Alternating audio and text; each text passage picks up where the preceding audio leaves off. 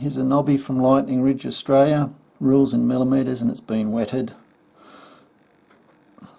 Stone's been rubbed down to the colour bar.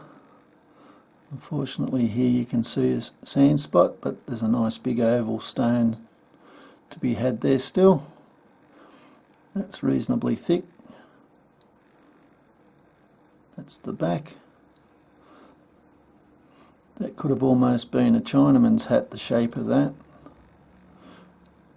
Which is believed to be the fossils of a lid that the yabby puts over its hull to keep the predators out. Nice stone.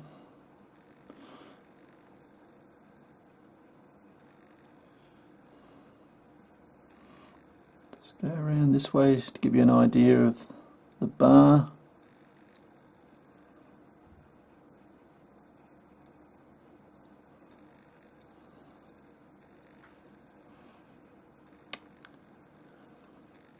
Anyway, not much guesswork in that, it's just having the equipment to finish it off. I hope you've enjoyed. Cheers.